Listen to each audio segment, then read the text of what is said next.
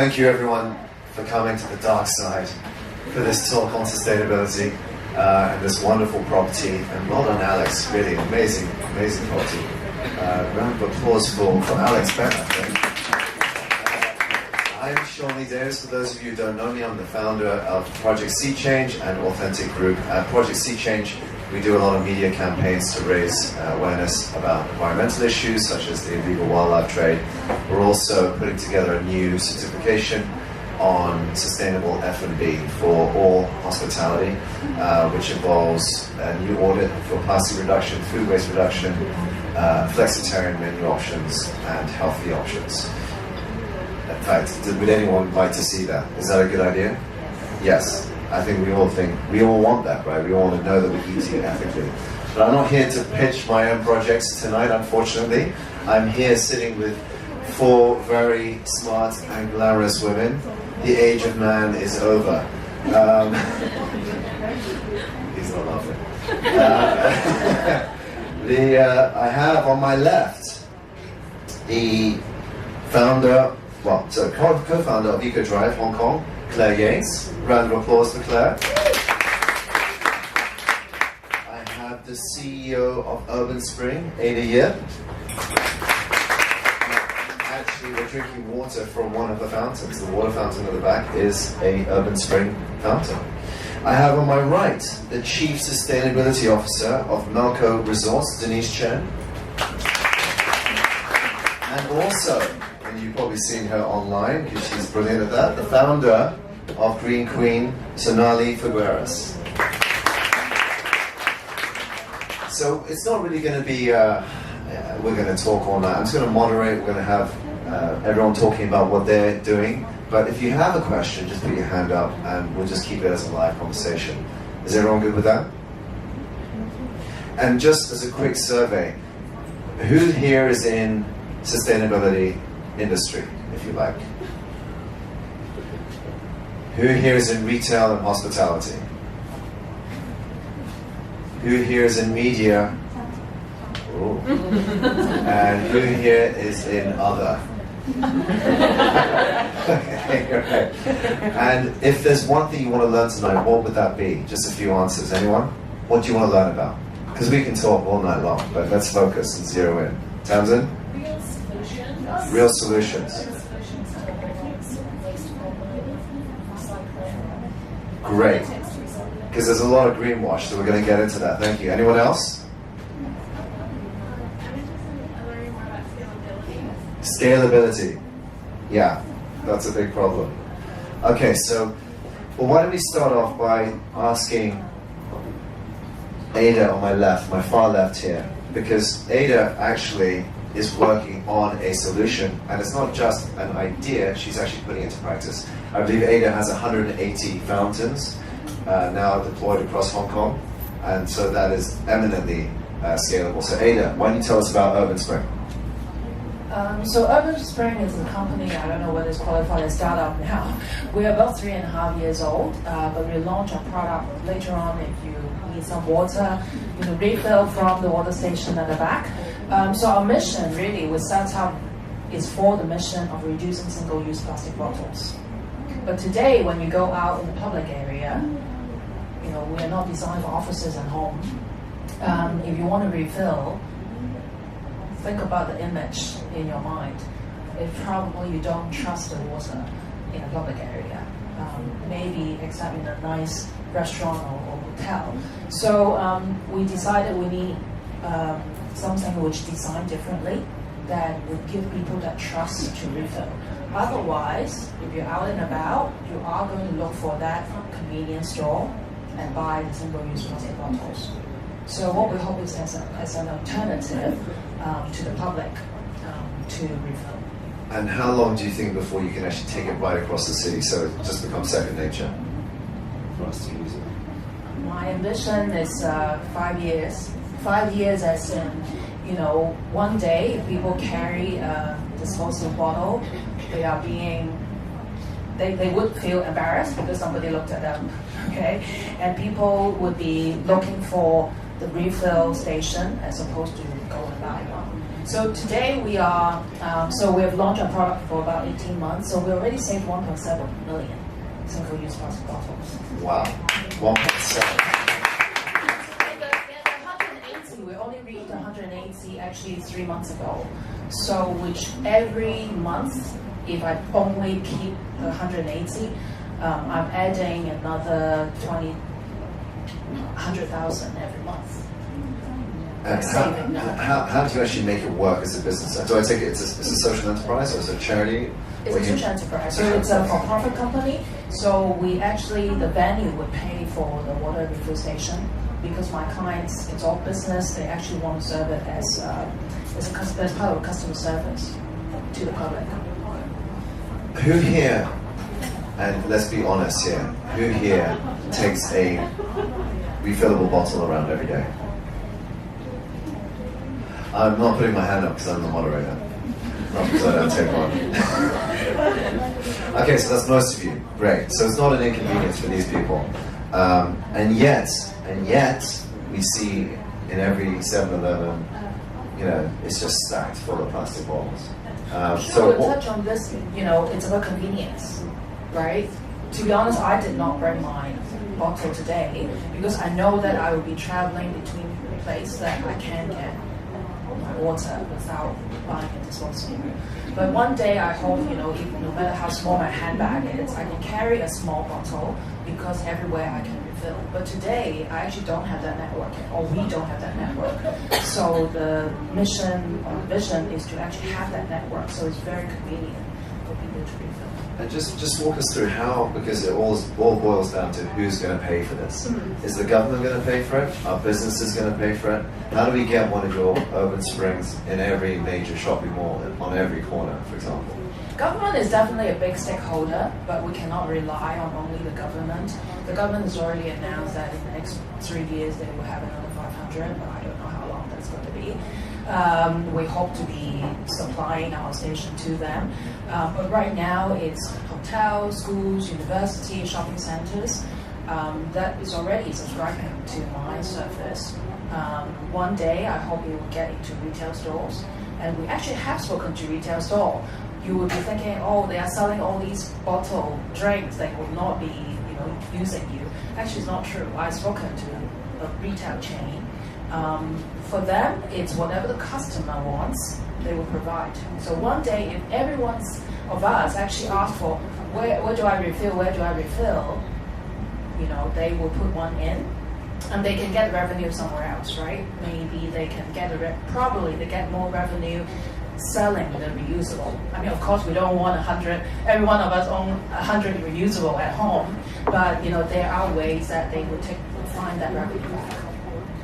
So just thank you for that. And by the way, go and try out the spring if you haven't already. What's amazing about it is it shows you how many bottles you're saving by refilling your water. So I think it's a genius. So well done. We'll come back to you in a second. We're going to switch here to Denise because she's the Chief Sustainability Officer of Melco Resorts. Now, one of the things, Denise, you run a lot of, your company runs a lot of hotels. One of the things I noticed, not necessarily your hotel, but you go into a hotel and there's a bottle of water, which the water probably tastes disgusting anyway. When you go to Macau, you get the free water and it's like, this just tastes awful. Bon aqua. So I didn't want to mention any names, but why do hotels still put water in rooms, and what are you doing about that? So just a brief introduction for those who don't know. Melco Resorts owns, develops and operates integrated resorts and casinos in Macau and Manila. So we have over 5,000 hotel rooms across all of our properties, and I think touching on Ada's point, one of the key problems is what the customer wants. And for an organisation like ours, we've actually recently signed up to the Ellen MacArthur New Plastics Initiative, together with the likes of Coca-Cola, Marks & Spencer, all the manufacturers. And what really surprised me was we were the first hospitality company to do that globally, which is crazy, right? Like, given the amount, we go through about 13.5 million plastic bottles a year across our properties, which is devastating. And so one of the reason why we signed up to this was because that is, if you think about the amount of waste that generates in a year, it's astounding. So for us, we've signed up to this and we've committed to, by 2025, eliminating single-use plastics that are problematic plastics in both back-of-house areas and our guest areas. But again, it's the consumer and changing that mindset. So it's to find, we already have a lot of water dispensers within our back-of-house areas, but the front-of-house is the challenge that we're now facing. And I think I'm seeing that there is movement within hospitality. I know Landmark Mandarin have just installed Nordac. And a lot of it is, from my standpoint, how you market it. So I know with Nordac, for example, they service Michelin restaurants, like 170 globally. And the minute a consumer, particularly the likes of the clients that come to our properties, the minute they hear that and they know that, oh, then it's immediately, oh, I must be able to trust that. So, but then again, in terms of scalability, it's tough because in a resort like ours, you have to have the entire bottling plant. You've got to factor in how that's going to be cleaned, how that's going to be rebottled, and then sent, because it's all glass bottles, through the property back up. So, yeah, scalability is one of the biggest challenges that we're facing currently with that on that front. But it's great to hear that you are doing it and you're going to phase it out by 2025. I think one of the key questions here, one of the problems that we haven't really worked out is luxury lifestyle is kind of at odds with sustainability. Yeah. So your customers, they want to go in and have this effortless check-in and have everything at the disposal, and you know, I'm culpable of sometimes I forget my toothbrush and like, oh, they got a toothbrush in the drawer, that's lovely. But of course now I don't do that. Who's laughing? But I think this is the problem, because you want to give them best-in-class service, but they're like, where's the water? Or I have to go refill. We have to redefine what luxury is. Right. But I think even what does luxury mean now? Even in that, like, to wait for that to happen, and we should be doing that, it's probably going to take a lot longer than we'd all like for things to, versus the speed that things need to change. So from our standpoint, what we've tried to do, because we recognise that most of our consumers may not be at the level yet where that's number one on their list. You know, they don't choose where they stay unfortunately based on how sustainable a resort is. So from our standpoint, we're trying to make that as effortless for them as possible, so they don't need to come into a property and feel guilty about what they're using. So, for example, with the plastic bottles, addressing that, looking at like amenity kits in hotel rooms with toothbrushes and little things, changes such as separating a toothbrush from a toothpaste, because normally they're packed together, and most people usually bring their toothbrush, will be fine, because they just dump that and they need the toothpaste. So even separating that, packaging it separately, you won't believe the difference that can make. Or things like cotton buds individually wrapped or within triples. You know, you can change all these things they're very small in itself, but over a scale in terms of how many rooms we have can make a big difference. So I think that they can still achieve the level of luxury. It all depends on how committed the company is, the private sector is to doing something about it.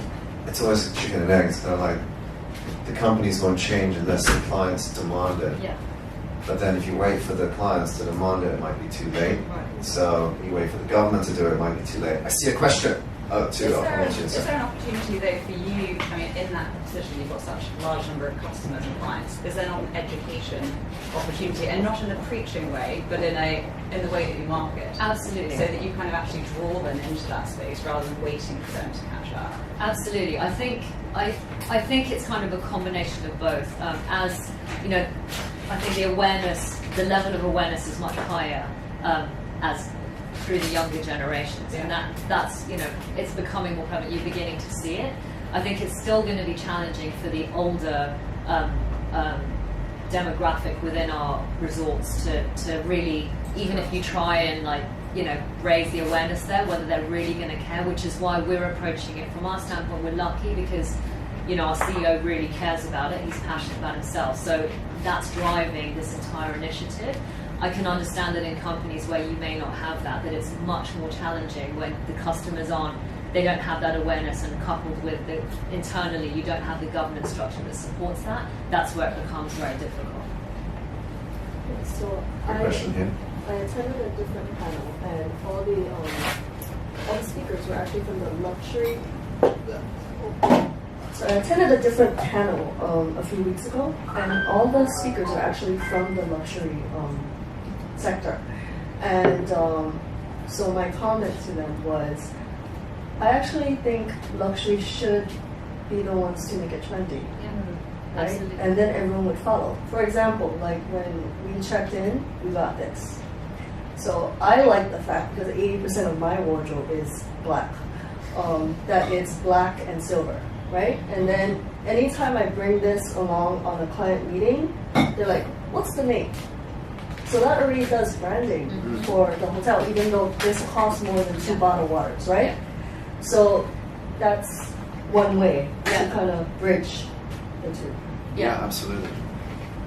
Thank you. Yeah, Oh, sorry. Thanks. No, you make a great point there, and I think brands are sort of waking up to this, that it is something that can be a positive for them, not just a P&L issue. It's actually the clients, customers demanding this. We're just going to switch over here to EcoDrive. You obviously do a lot with the single plastics issue. And you do a lot of round tables with corporates. Are you finding that companies are beginning or they are actively changing policies to engage with these issues? Well, I'll quickly introduce EcoDrive as well. We are a group of 11 women who are trying to raise awareness of the dangers of single-use plastic, specifically in Hong Kong. And one of the things that we do is we host industry roundtables with corporates who want to share ideas within industries. So we host a finance roundtable for the banks and the accountancy firms. We host a legal roundtable for now 40 law firms. We also host a hospitality roundtable for the hotel groups. And the idea is just to be a platform for people to share ideas and share inspiration, what's worked, what hasn't worked, sharing suppliers, and just trying to raise the issue. And one of the points I was making before for in hospitality terms is that I think we need to redefine what we consider to be luxurious, because then it's a much easier sell for people. Like years ago, we used to think what luxury was to have a lot of stuff. You go into a hotel room and it was like, oh, the amenities are just so fantastic here. Like, look at all the bottles. I'm so excited. Every day you like clear them and then let them refill them and clear them again, you know. And that was what I would, in those days, have considered to be luxurious, or if it's a luxury brand that the little things are in, you know. And these days, I think that staying somewhere that really thinks about sustainability and really thinks about the planet and the environment and humanity, I feel that's personally more luxurious to me. But that's quite a hard sell for people when, you know, in the luxury sector who are paying a lot of money. So it's definitely challenging, but it's doable because the tides are changing now and people are demanding more, and people are much more accepting of changes now than they would have been, say, even a year ago. So that's a really exciting thing. And you know, with the lack of support here by the government, it really has been up to the private sector to make the changes that we want to see right away. I'm impatient for change, like the rest of you, so that's why I concentrate on the private sector, because they are able to make changes immediately. So in terms of offices that I work with, you know, they might commit to taking away all their plastic water bottles. So, for example, recently Clifford Chance replaced its water bottles with water filters, and they now save 62,000 water bottles a year. And that was a reasonably simple thing for them to implement. They might take away the cutlery in their pantries or the straws in their pantries and replace them with stainless steel. And these are changes that seem very simple to us, but when you've been doing something the same for years and years and years, people kind of have a block about it. You know, sometimes they say, "Oh, why don't you, replace your plastic cutlery with some stainless steel ones?" And they say, "Oh, or what if people take it home?" I say, "What if people take it home? Buy some more. You've got the budget." I mean, it's so minimal in the grand scheme of things. It's just a change of mindset. They're like, "Yeah, we'll just buy some more." And you're making changes elsewhere. If you're taking Tetra Pak out of your fridge at the office, for example, you're reallocating your resources, and you can afford to replace the stainless steel cutlery that one person might, mistakenly take home one day. So it's just changing the mindsets of the corporates and trying to help them to think of things that they hadn't done before. They're usually very set in their ways, but these days, they've got a lot more CSR, they've got ESG, they've got purpose, they've got all these management buzzwords that are being bandied around now. They all want to tick boxes. So they're usually really receptive to any ideas that we come up with. I wanted to just quickly talk about Ada's water fountains and the mentality of filling up your water bottle. I really hope everybody's heard of an app called Water for Free. If you don't, please download it. It's a free app that shows you all the places where you can fill up your water bottle in Hong Kong. Wherever you are in Hong Kong, it will tell you where the nearest place is to fill up. And it will even tell you the temperature of the water you can get. I like drinking room temperature water, so it will even tell you that, and it will tell you if there is if the restaurant nearby, what time it closes, so you won't walk all the way there and find it's closed. It's a really, really, really good app. And it just means that every time you need some water, you can just go there, you can fill up for free, it doesn't cost you any money, and you don't use any plastic, and it's a really rewarding way, it's a lifestyle change that's really, really rewarding. And Who created that app? I'm not actually sure who created it. Some genius. I wish I created it. It's fantastic. That's an NGO. Okay. And I shot a documentary last year called Start Small, Start Now. It's about the Hong Kong plastic problem. And we used the Water for Free app in one of the segments. And it just so happened we were on Hollywood Road, and it was Grassroots Pantry that was the nearest one. And we went and we shot this little segment. And afterwards I said, thank you so much for letting us film. You must be inundated with people coming to fill your, their water bottles up. And he said, you are literally the first person who has ever been in here to fill your water bottle up. And I thought, that's so outrageous. There's a 7-Eleven just across the road, and people going in and out buying their water, and no one's ever been in to fill up their water bottle for free. So do download it and please use it, because it's a brilliant idea. That's a great little suggestion. Thank you. So I'm originally from Honolulu, Hawaii, and the reason why that's relevant is that I'm very conscious of my quality of water.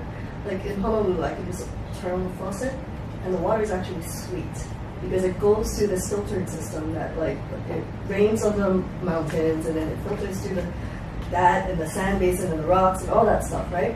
So then when I moved to Boston, I asked people, how do I treat the water? I can't drink it, right? And they're like, no, don't drink it. So I get a filter. And then when I was moving to Shanghai, they're like, a filter doesn't work because there's all these like stuff in there that you can't filter out. So I actually only drank when I was in my office because they had filtered water, right? So what I'm leading to is it depends on where those stations are, because there used to be water fountains everywhere, right? But hygiene is an issue. So I trust that because this building is newly renovated. I'm assuming that all the pipes have been redone, right? Because if the machine doesn't filter it, then you still have that pollution in the water. So if anybody just puts a station like that, it still depends on people's perception of whether or not is that clean or not. So hotel, luxury places, then of course you think, okay, this is safe. Retail, safe, right? But maybe like a really messy, dirty location, I wouldn't trust it. Well, I think it's all relative. You should come to Africa and drink some water. That's why I'm in Sydney. But I think you can just quickly, before we go on to Sonalie, you can just quickly talk about the filtration. I'll keep it short. If I narrow this to Hong Kong water, okay, Hong Kong government, for one of the many things, this is a good thing they have done. So Hong Kong water, it's safe. Okay, so they've got really good standard in terms of making sure it comes to the pipe, to the meter, to the building, it's all good. But you need to invest in the filter. So when you just take it out of the tap, because of the chlorine, depending on the state of the pipes, as you mentioned, it tastes funny. So you need to invest in the filter. But in Hong Kong, you don't need the sophisticated filtration system. So just get an activated carbon filter and you're fine. So what we do, what we focus, that's why it's very important, the surfacing of the water fountain is the number one thing. Before we install this, we actually do a water test through a proper lab and then choose the filter. So for people who have been in Hong Kong, you know about the lead problem a few years ago. So in case a building actually, when we take it from test, there's lead, we actually choose a lead removal filter. So things like that. So, but don't worry, I think generally you go to the department store, get a filter, plug it in, then you're done, save you a lot of money. I will say that Ava's water filters can even filter biological weapons. Wellness, but we really bridge that gap because I don't think that you can be healthy if you're not being sustainable and vice versa. And so my job really as the publisher and the editor-in-chief of the content, I'm really focused more on the editorial side, is to inform, to inspire, and to empower in that order. So my job is to make sure that everyone has access to news, data, facts. My job is to make sure that I'm telling inspiring stories. People like Ada, people like Claire, people like Denise, my platform is there to serve them, to tell their stories, to talk about their successes, their struggles, and then hopefully what that does is that helps our reader feel empowered. Because I'm sure you've heard of the term eco-anxiety, which is getting to be more of a buzzword. It's basically this idea that we all feel incredibly anxious because of what's happening to the planet. So at Green Queen, my job is really to make sure that we are keeping our readers feeling hopeful a little bit and feeling like they can have a role to play. And so it's important that to give people facts, it's important to inspire people, but it's also important to give them solutions that they can implement. And so that's why it is very much a threefold kind of mission. On that note of information, there's a lot of greenwash out there. A lot of companies saying, yeah, we're green, we reduce plastic straws, we're now green. How do you handle that as a publication when you sort of, talk about industry or talk about particular outlets? Are you strict? Are you like... I'm very strict. Right. Actually, I think Asia is a funny place to be a media company because there are no truth in advertising laws in Asia. So a lot of our media publications are basically ad books. And most of the content is advertorial, and given that sustainability and health and wellness have become such buzzwords, buzz topics, they are very lucrative industries now. It is very easy for media to jump on. You want to talk about David Young, I can tell you that 3 years ago, the SCMP never covered him. Yeah. Now you can see they always cover him. So mainstream media really took a while to catch on, and now everybody wants to be covering sustainability. Everybody, even companies, are starting wellness or sustainability content platforms. But at the end of the day, even though in Asia we don't have very strict truth in advertising laws, I do follow a more kind of, you could say, call it European or American approach, where I do hold myself to a standard where I'm not going to print something unless I have access to resources to back it up. And I'm going to be very clear about the kind of companies we would work with in advertorial. So we say no to a lot of people. I'm not going to do advertising for companies whose ethics I don't think are relevant to our audience. And I think that's one of the reasons that we've been able to achieve such a high level of brand credibility, because it is so easy to just sell out. But greenwashing is a big topic, because I don't always think that the people who are guilty of greenwashing, which is basically giving out information when it's kind of only 10% of the story, right? I don't think that people are always doing it out of bad faith. And if we take one of the big examples, which I'm sure is very relevant to you and your new certificate, is let's talk about compostable packaging and F&B. I think we all know that a few years ago, Vegware came into the picture. They're a UK-based creator of compostable and PLA packaging. So that's packaging that is supposed to be able to be composted. And a lot of restaurants, especially the higher end ones, decided to invest in Vegware and spend a lot of money to show their consumers that they did care about the environment and they didn't want to rely on plastic. Except that, as it often happens, the whole picture wasn't thought out, and it turns out that Hong Kong does not have an industrial composting solution. So while it's great to have compostable packaging and compostable plastics, as a takeaway option. If there's no way to dispose of them for them to biodegrade in the right environment, then they are actually going to landfill. And even worse is that when people are getting things like Deliveroo or Food Panda, which two companies which I do think are responsible for a lot of naughty waste, people end up throwing out the PLA plastics in the recycling box where the plastics are. And if you want to ask Claire more about this, and I think your movie covered this, then it causes a problem where the plastic and the plant plastics are mixed up. And in Hong Kong, a lot of our recycling plants don't have a lot of extra labor to do the separation. So basically what happens is that whole bag of recycling is then contaminated, because a lot of recycling machines can only take in exactly the plastic that they are built for. So PLA plastics would destroy the batch. So that's an example of, I don't think the restaurants and the stakeholders went in there with a bad intention, but it's ended up being this whole greenwashing nightmare. The good news is, recently, I had a conversation with CC of Vegware, and I'm sure maybe you guys have heard of this new kind of movement called Hong Kong Community Composting. A bunch of these awesome ladies who have decided to trial composting bins in certain neighborhoods. We have one in Sai Poon. There's one in front of Grassroots Pantry. So you can sign up to their service. It's all app-based and bring your composting. So this is really exciting. And the people who are picking up the composting now have a facility in the new territories where they can accept compost industrially. So they can now accept Vegware packaging. So we are getting there, it's better, but of course there has been this whole kind of mess where we went the wrong way. So I think it is complicated, but I don't think it's always with bad faith. And I think the problem with the delivery companies is what you're really saying is there is no sustainable way of ordering that. Well, not only that, but I think absolutely, but what bothers me even more about the whole Deliveroo and Food Panda thing is before, I don't know if anyone remembers, from a few years ago, we had things like Dial a Dinner and things where you were maybe ordering, okay, maybe you're sitting in Central and you're really craving something from North Point, so you're getting a delivery, which, okay, it's not super convenient for you to do that. But now we have delivery companies that only deliver at a 1.5 kilometer radius. So basically you are now paying someone to deliver something that is one street away. And I cannot understand that. I don't know how we went into a system where we're that lazy, where we need something delivered from a street away. So I think I think there is a real negative, I do think there's a side of it that is quite unethical as business.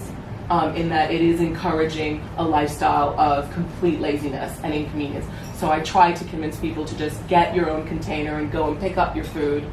I understand that not everybody wants to cook from scratch every night. Let's be realistic about who we are as people and how busy Hong Kongers are. Most of us come home 9, 10 o'clock at night, okay. But you can pick up if it's a street away. Absolutely. And I think Deliveroo, Food Panda are going to sponsor this talk. Yes. Definitely not. I just want to make a really quick point about the food delivery companies in their defence. I completely agree with Sonalie that the food delivery landscape has just grown exponentially and is completely out of control. I can't speak for Food Panda necessarily, but EcoDrive are working with Deliveroo to help them come up with a better system. And Deliveroo are just a platform. So then the restaurants are responsible for procuring their own containers and whatever that. But so we're helping Deliveroo to write into their contracts more stringent rules about packaging and what is expected of a restaurant whose customers are using the platform of Deliveroo. And there's a really interesting project that we're working on with them, which really annoyingly I can't say anything about at the moment, but I promise you it is top of their agenda. And as EcoDrive, we approached them and we said, look, we are not in denial. We don't think that food delivery is going to go anywhere anytime soon. But if it is going to keep growing, then we want to be part of the conversation. So look out for it later on this year. And I hope that the inevitability of the food delivery culture is going to be able to make the changes and put don't always put profit at the forefront. It is a business at the end of the day, but it is also a global platform. It's not just in Hong Kong, so they do have to conform to certain global guidelines, but it is on their agenda, and we're working with them. And watch this space. Just generally, the message is just to try and consume less generally in life. Sure, but I also think the message is also, can we rethink how we do business? And so, for example, delivery companies could play a especially really well-funded ones that are global, like Deliveroo or Foodpanda. They could play an incredible role in kind of investing in some of the more cutting-edge startups. And there's one out of Bali called Revolve, where they're pioneering a reusable container system. And they're trying to basically make it so that all the containers that when you go to a coffee shop, you would basically pay a little deposit for a cup, get your coffee in a takeaway cup that is reusable, be able to drop that in a bin somewhere. It's all RFID tagged. I mean, I think that delivery companies could take the lead in the same way that we're saying luxury brands need to take the lead in making a point. I think delivery companies could make it, because yes, I see what you mean. It's true. The restaurants are responsible, but delivery companies have as their business to encourage delivery. So, I mean, that you can't take that away from the mission. So I think there are ways to do that. Why not be a leader, especially when you're that well funded? I mean, we're talking about hundreds of millions of dollars in funding. You can put sustainability more at the forefront. Yeah, definitely. It's really annoying that I can't say anything about it, but. It's something that's definitely in the pipeline, and something to look forward to. Yeah, something to look forward to. Definitely. I think in general, there's going back to what's the definition of luxury, what's the definition of convenience? Are we willing to give up a bit of a convenience for a more sustainable lifestyle? And that's going to be hard to change throughout the population, but we're beginning to see people doing it. And of course, I do think that what you're doing, we need to work with businesses on reinventing their systems, but reinventing their policies and their operations. There's no point in just saying, stop delivery services. It ain't going to be disinvented. So it's actually a great opportunity, because essentially the whole capitalist structure needs to be reinvented from the ground up, redesigned from the ground up. We need to use technology, we need to use ancient wisdom, we need to use biotech and biodesign and all these things. So but I think Claire hit it on the head. Like, consumers have to reduce what they're consuming. Right. That mindset has to change first and foremost before any of this can really, really gain momentum. Are they willing to? And sometimes we might underestimate the consumers. So if I may share a little story about the hotel story going back. So we actually worked with a group of hotels in Hong Kong. So all 7 hotels actually no more in-room bottled water. So it's all replaced by the guests have to walk out to the corridor and refill the glass bottle. I think for 4 or 5 stars, they said, no, we can't do that. But the general manager of this hotel group actually have that courage to try that out. So of course they tried for 3 months, 2 different floors, tailoring very different type of tourists and see how the reaction is. But no complaints after 3 months. So we literally said, okay, all my hotels are going to switch to that. And one little story is, originally imagine you're in a nice hotel, you checked into your room, you would have your glass bottle filled up. And guess what? With our data, we actually know that during check-in time, why is it all these 800 ml frequency of refill? Because we actually stamp all our transactions. Because agents maybe, they chucked away all the water, which is being pre-filled, and refill again. Because they don't know how long it has been. And the general manager have been encouraged and say, if that's the case, why don't we just put an empty glass bottle? Actually save their staff work, right? So for him, actually the originally why he did that is actually he looked at the P&L. It's cost saving. Because 1.6 to 1.9 million bottles across all those hotels is money. So he's just calculate basically how much that investment, the return comes back in. So there's a money element, there's already how it impacts operations, how it impacts customer feedback. So the story behind this is like, all the hotels, we are a 5-star hotel, we can't do this. But once you tried it, put a nice note card, explain why you do that, guests actually are receptive to it. Yeah, and I honestly think that's changing for our hotels, which are all 5-star and they claim to be 6-star as well, even though that category doesn't exist. But it is changing. There are solutions that are coming out. There you can have, per room, you can have a tap in each room. It's branded and all of that can give guests comfort. So I'm actually encouraged because when I first took on this role, I really thought that was going to be a real hard sell for us to be able to switch out guest room models. But there are solutions there, and they're very encouraging, and it's something we certainly hope, like within the next year and a half, we'll have a solution to. And I think it's really a question if companies are willing to take a hit in the short term for investing in these solutions for a long-term return. At the end of the day, it costs them money. It's going to take time. So. Ironically, that is the natural assumption, but actually, when we've done the analysis internally for us, the return on investment for switching over to filtered water is actually half a year. So it's cheaper to do that than it is to buy the number of plastic bottles that we go through. But that's what I'm saying. That's why you can make the change, because there is the alternative. Well, so we have to create. But people aren't aware of that. And in cases, for example, like amenity kits, right? Like if you switch out plastic to bamboo, it's going to cost more no matter what. So there are ways I think that companies can deal with it. For us, we look at, so we kind of amalgamated all of it because we go from development all the way through to operations. So for us, we look at all the energy savings and driving the energy savings on site because we run 24/7 and that's substantial. And keeping track of those savings to then deliver other sustainable initiatives which might cost more. That's how we've been running it internally, which then takes the P&L pressure off the individual properties, because if you just give them that choice, well, yeah, you can be more sustainable, none of them will take it. We could go on here for hours, but I've been getting some pressure from the back to open more questions to the floor. Does anyone have a question or would like to make a point or make a complaint? Okay.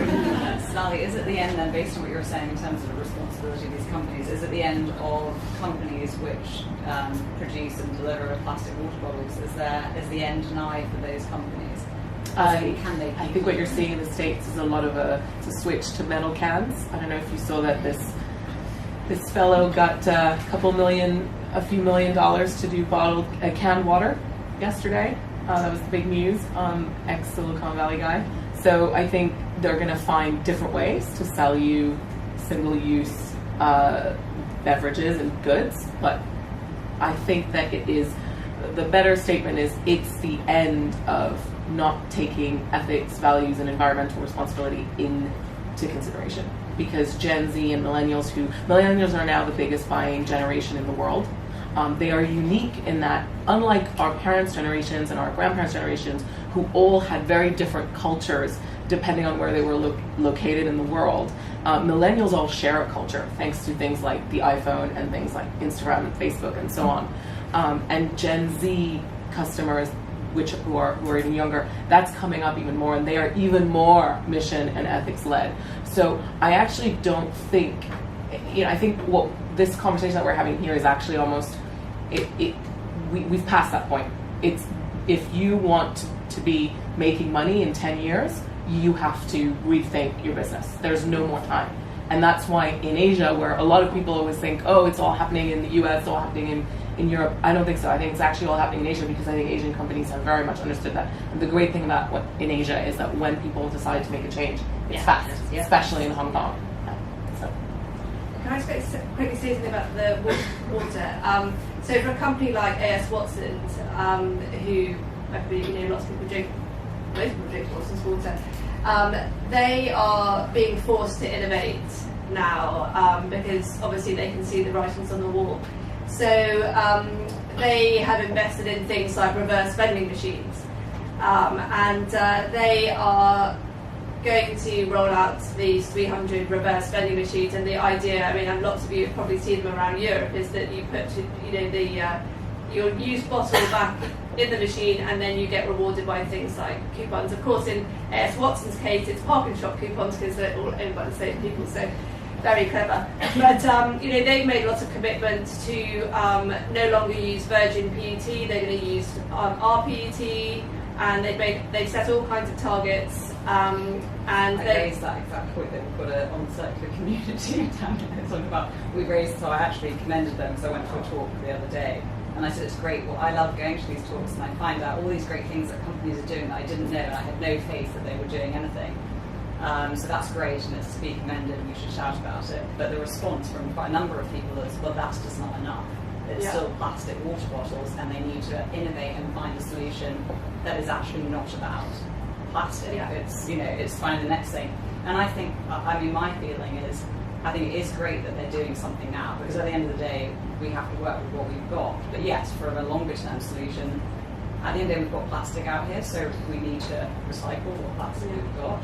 But maybe it's not enough. Yeah, it's also about the companies having to take responsibility for what they produce as well. So, you know, if Watson's has committed to, by, you know, 2023, collecting 70% of its water bottles and reprocessing them into recycled PET, and then they've set another target, I think it's 2030, is they're targeting 100%. They're going to collect every single bottle that they produce and they're going to recycle it. So they're having to, if they are going to commit to still using plastic, because, you know, that is their core business, they're going to have to either start innovating. So from the very, very start, the conceptual stage, you know, so at the moment they might have a PET bottle, but the sleeves might be a different type of plastic, the top might be a different type of plastic. So, you know, it makes recycling much more complicated.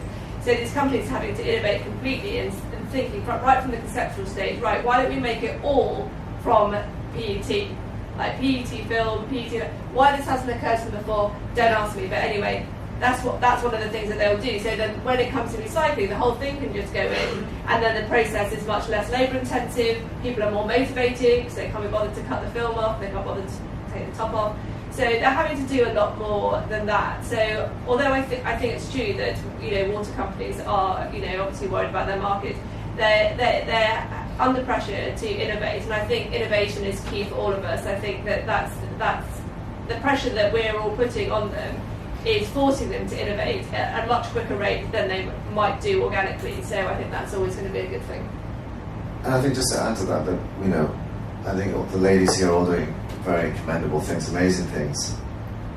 This is not something that a few people can solve, right? This is not like a few heroes out there. You know, we've got to be the Avengers here and team up. And we're sort of going into the new age of social enterprise. Really, I see charities do amazing work. Obviously, businesses do what they do very well. But social enterprise has the ability to bridge that gap. And I urge all of you to think about what you could contribute, you know, what skills you have. Maybe join one of these. I mean, can you join EcoDrive? Do you have to be a woman? Can I get a man join EcoDrive? But, you know, join one of these groups or support them.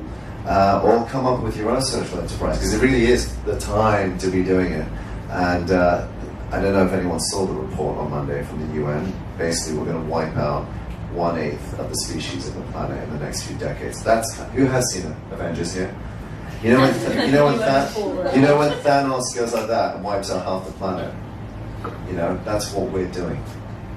Literally, we're destroying, we're wiping out 1/4 of all species here on the planet. So it's not just about humans, it's about everything. It's all connected. It's about health, it's about cancer rates skyrocketing, it's about degenerative diseases skyrocketing, it's about allergies skyrocketing. Our biosphere is being contaminated at an alarming rate, much faster than any of the scientists predicted. We also have the major baddie of climate change as well to compete with. And through all of this, you got to understand that if the animals die out, we die out. So we all understand it here, but it's now time to, okay, what that education, that fancy education you have, what can you do with it apart from just getting a salary every month, you know? Really, it's time for everyone here to gang up. Any more questions before, okay, to Tanya. A question for all of you, Yeah. really usual. What are the major, perhaps 5 or 10 trends we can expect coming up? You mentioned the metal containers for water. Other things that we can expect on the horizon for wildlife protection or things coming up? Do you want So many, but for example, something that's very encouraging is that there was a report that came out lately, a couple months ago, that said that by 2024, secondhand fashion is going to overtake fast fashion as a market size. So that's really exciting. Another thing is we've been talking about plastic a lot, but we sort of haven't talked about the plastic net in the room, which is that number one thing you can do to stop plastic polluting the world is to stop eating seafood, because the biggest amount of plastic in the oceans is fishing nets. So while I think it's wonderful to talk about plastic bottles and plastic bags and plastic straws, we need to change how we eat. And I think the message about meat has really started to percolate a little bit better, as the Beyond Meat IPO is a huge driver in this conversation, but I think seafood is going to be the next big one. In fact, if anyone reads The Guardian, there is an article this morning about the big new documentary coming out that's going to kind of completely open up the conversation, I think, about what we are doing to our seas. And there's the ethical question, the plastics question, the biodiversity question, the legality question. So much of your seafood is illegally caught. Most countries are underreporting by huge amounts how much seafood they are taking out of the seas. Our data about how much seafood is left is all wrong. Most of the seafood you eat is caught using slave labor, not to mention that it's full of plastic. So I think that's an emotive thing, maybe a more emotive. 9 whales have washed up dead on the shores of San Francisco Bay this month alone. Why? Because they're running out of food. They got no food because we're eating all their food, right? So we don't think of it. We don't think that we're eating the salmon. We're actually displacing an orca because they don't have anything. So it's really about that idea of interconnectedness, and I'm being told to stop. But one last question from the audience before we wrap this up. Right. This is just general about just me hearing from her saying her whole company are women, and looking at us here now, that we are only 10% men, I guess. How do you think there are ways that we could also, because for me, myself, I wear secondhand clothes, and I'm in construction. I try to tell my colleagues don't use paper cups, and it just does not seem to work. What do you think we can do to get the message across to more male population? As a male, I mean, it's only to make how most of the branding is like, oh, wellness and all that stuff, and then, like that's more more female sort of. I think this because it's a dicey topic. I want to see if there's like a way of branding sustainability to reach more men, like. Especially in businesses, yeah, so there are more men that are in the higher power and everything, and then maybe like. So I think basically the system that has been designed, the capitalist system, was predominantly created by men, and it's not sustainable, right? So it's now the chance for the women to redress that, to balance it out, and we have to all invent a more conscientious kind of form of capitalism. And that's really what we're all talking about now. And I think women are really well placed to do that. I think more, I'm not going to talk about pros and cons of being about the woman, but more holistically, and I think we need to have women at all levels of society making decisions, for sure. But the problem is when you get into saying that women are more sustainable, I think women are much more targeted by the beauty and the fashion industry. No, that's what I mean. Like, how do you, like, because I don't see Gillette saying to a man, like, don't use, like, well, I think in general men purchase less clothing. No, they actually spend less of their household budget. So most household budgets are spent 80 to 85% by women. So that's why a lot of the advertising is towards women. And so that actually, it is important that women are targeted first, because they spend all the money on food, household, cleaning, but that's beauty. Usually just married women. I mean, now all of us here, we are spending for ourselves.